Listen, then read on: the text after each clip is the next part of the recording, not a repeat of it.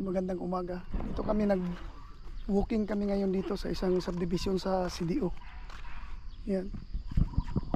Kung saan diyan kami nagtumuloy. Mamaya iano ko yan sa inyo, pakita ko sa inyo mamaya yung buong bahay. Dito. Yung bahay na yan sa kay Roy, kapatid ng commander ko. Dito, paikot-ikot kami, palakad-lakad.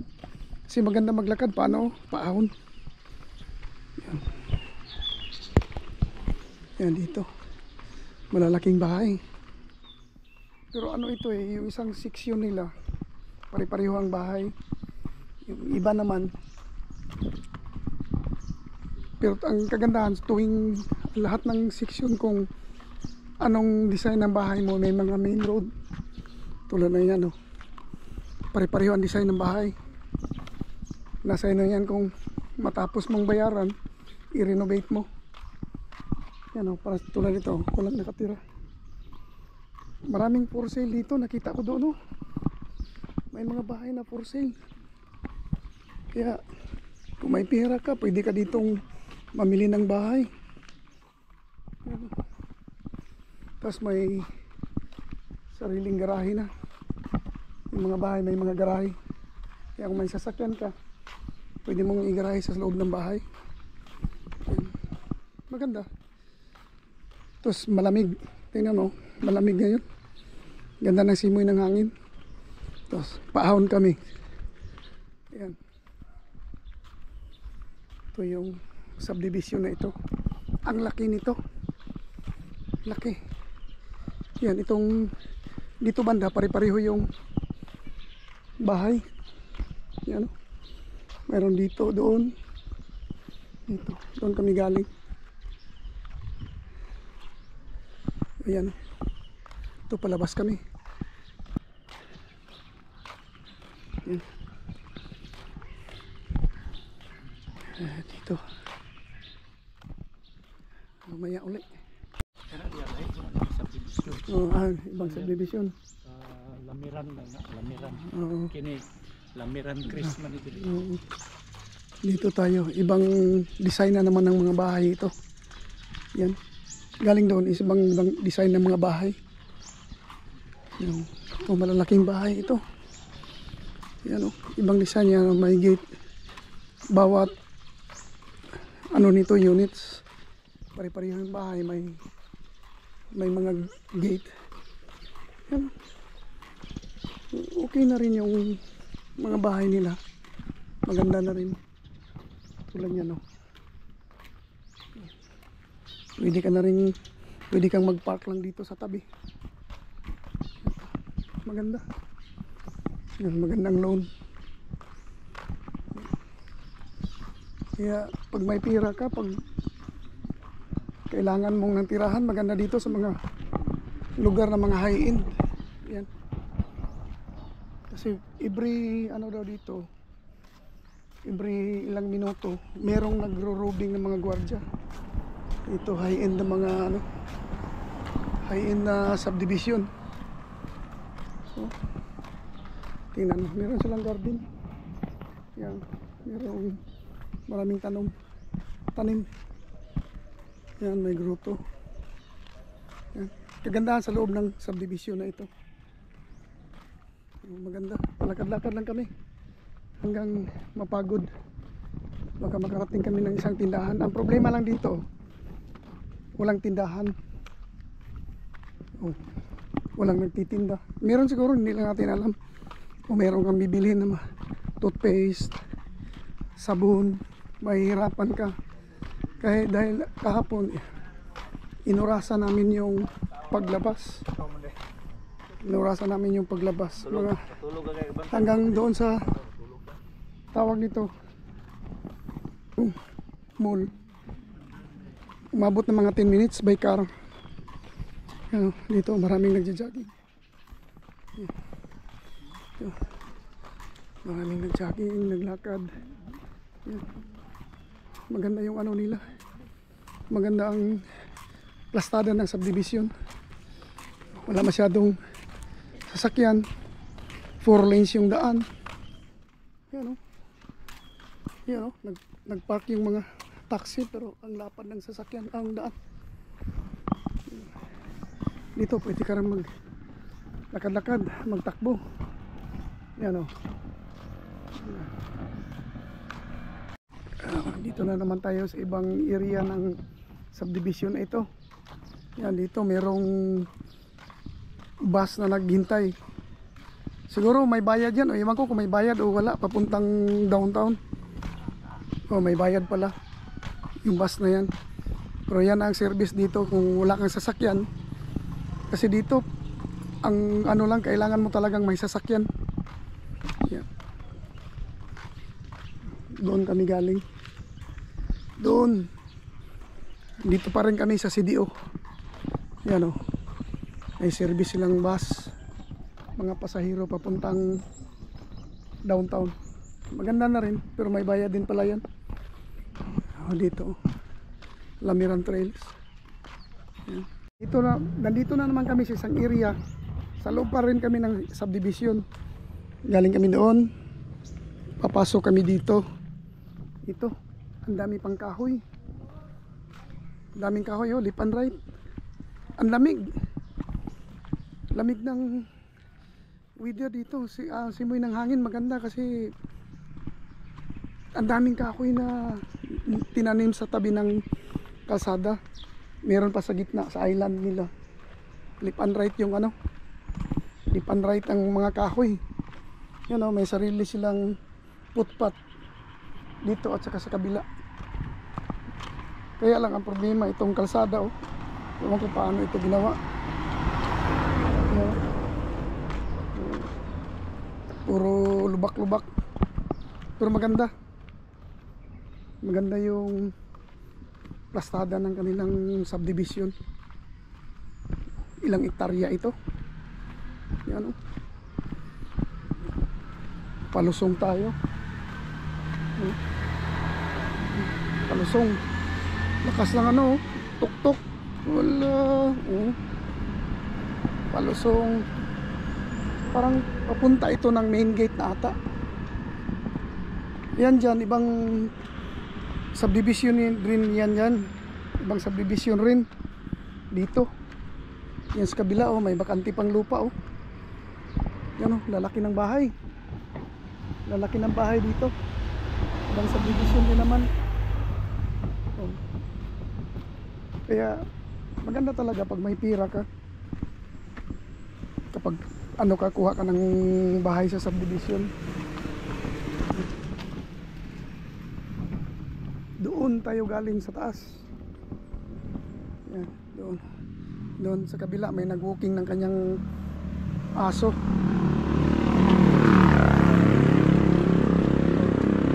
Palusong, pagdating doon pahon. Parang pangalawang bisis ko palang naikot dito. Kahapon nakasasakyan. Nung pagdating kasi namin nung isang gabi, hindi ko makita yung paligid. Ngayon, parang ito yung napansin ko, para ito yata yung papunta ng main gate nila. We'll see kung pa main gate ba talaga ito. Maganda yung subdivision, magandang yung tirahan ng bahay, lalo na yung mga naka-modified na yung mga bahay nila. I-level up na nila, upgrade, upgraded na yung bahay. Maganda. Kaya lang kung may pira ka. Dito ibang gate na naman ito. Ibang gate ng subdivision. Yan dyan. Yan. Punta tayo doon sa taas. May maya uli.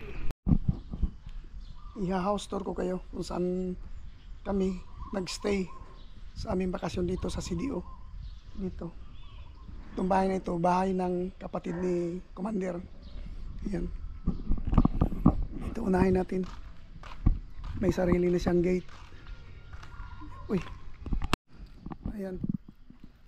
Dito kami nagstay. Sa ngayon dahil nagbakasyon kami. Dito. House tour ko kayo. Ayan. mayroon siyang sariling, kunti maliit na espasyo para sa pwede ka mag-garden. Meron siyang mga tanim, may mga bulaklak. Yan, doon. Yan. Ganito kalaki. Ganyan. Ganyan ang bahay niya. Tapos, dito mayroon siyang garahe. Yan, pasok hanggang doon. Kung dito ka dadaan. Ano kasi ito, hanggang dito lang ito dati. Extension na ito. Extension na. Extension niya. Saka dito, merong ang garahe, mapasok yung isang buong sasakyan. Yan, ito. Itong sasakyan na ito, dadalhin namin sa Davao. Yan. Kaya kami nag-commute papunta dito dahil dito kukunin namin.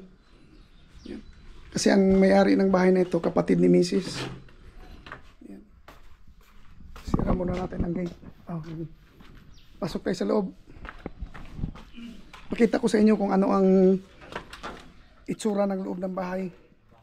Maganda na itong loob ng bahay. Oh, meron na siyang TV, meron siyang sofa. Ayan, kumpleto na ito. May minibar. Ayan, may minibar. Hindi lang ito na-arrange dahil yung mga gamit namin andito. Ayan, mga gamit namin kasi hindi naman kami magtagal dito. Ayan, may minibar na siya. Dito yung extension niya. Nagaling doon sa labas. Yan. Kasi ito, extension na ito. Itong buong area na ito, siguro 2 meters galing dito sa wall na ito. Hanggang dito sa kabilang wall. Extension na yan. Hanggang doon. Dati kasi hanggang dito lang ito. Itong linya na ito. Yan, itong wall na ito. Hanggang dito lang ito. Yung kitchen niya. Yan, in-extend niya. Dito. Nilipat niya yung kitchen niya dito. Kompleto ito. Kompleto ng gamit.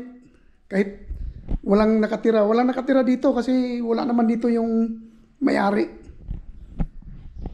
Ngayon, nandito. Kasi nagbakasyon kami. Ito, may sariling parang cupboard ito. Ito, gaya ng mga gamit mo. Kung gusto mo, mga towel, mga ano, kahit mga damit. Ito ang toilet dito sa baba. O ayan, toilet dito sa baba. O, malinis. Malinis. Akyat tayo sa taas. Dito. Galing dyan sa entrance. Akyat tayo sa taas. I-house tour ko kayo. Pero nagpaalam ako sa may-ari, ha. Nagpaalam ako sa bayaw ko na i-house tour ko itong bahay mo. O, dito. Ito yung main bedroom nila. Yan. Yung main bedroom, may sariling toilet. May sariling toilet, may sariling shower room. Maganda. Ang ganda ng plastaran ng bahay. So, ito, hindi ito na-arrange kasi kapag kagigising lang namin, tapos nag-walking kami sa labas. At merong, paglabas mo dito sa loob ng room, may terrace. Ito yung terrace dito. Yan, ang laki. Malaking terrace. O yan o. Yan, malaki. O, nandun ang mayari sa baba. Simple-simple lang. O. Ito, terrace niya. Diretso sa main door niya. Itong main road, main room. Itong main room, pwede mo gawin itong kung ano ka talaga, pwede mo gawing sala. Diretso ka doon sa ano mo, terrace. Ito, main bedroom pala nila ito. Kompleto na ito. May mga cabinet na. Yan. Meron dito mga cabinet. Yan, walang laman dahil wala namang nakatira dito. Walang nakatira. Yan. Dito ako nagstay. Ito ang room ko. O hindi pa na-arrange, kagigising lang namin. Tapos nagyaya ang bayaw ko na maglakad-lakad kami sa labas. Kaya naglakad kami. Ito. Yan. Ito ang loob ng, may mga pin light siya. Saka ilaw. Kumpleto na rin, mayroong mga kabinet. Uy, may kabinet. Yan, papilitan lang yun. Yan. Kumpleto na. May mga maliliit na parang ano yan. Single bed with aircon. Yan, ito dito. May chandelier sa ibabaw ng hagdanan. Ang ganda ng design ng bahay na ito. Ito dito, isang bedroom rin. Tingnan natin, oh. Isang bedroom. May aircon din. Single bed. Dito natutulog yung isang bayaw ko. Kasi 3 kami. Kaya lang dito, wala yung cabinet. Mga hanging cabinet. Lalagyan ng mga damit. Wala. Pero pwede mo itong lagyan. Lagyan lang dyan. Pwede na dyan. Dito, pwede maglagay. Nasa iyo na yun kung ikaw may-ari. Maganda ito ang pangatlong bed. O diba? Ang ganda ng design sa labas. No? Ito piece namin dito. Main bedroom, merong shower room, may toilet. Dito rin, mayroong toilet. Yan o. Mayroong toilet dito. May shower room. Yan. Malinis.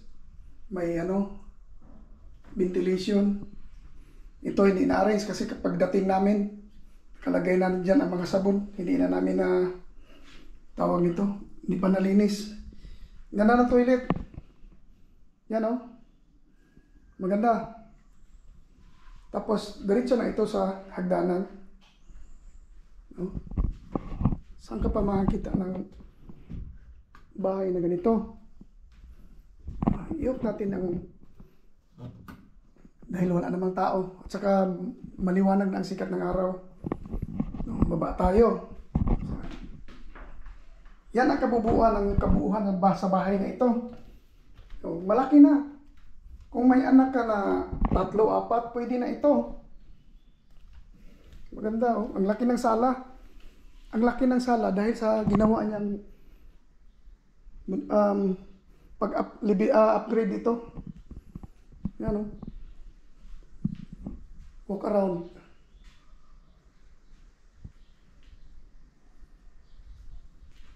Baka gusto niyo ng bahay, kontakin niyo ako. Yan. Baka gusto niyo ng bahay. Pwede ito for rent. Dito lang, Cagayan de Oro area. Pwede for rent. Iwan ko kung baka naisipan lang ipagbili ito. Dahil walang nakatira dito. Walang nakatira. May bahay din ito. Basta, walang nakatira dito. No? Puro lang ito, yung may mga gamit na. Walang nakatira. Kaya, kung sino gusto mag-rent dyan, Cagayan de Oro area, kontakin nyo ako. Dito ko na muna siguro tatapusin itong vlog na ito. Salamat sa inyong panonood. Bye-bye!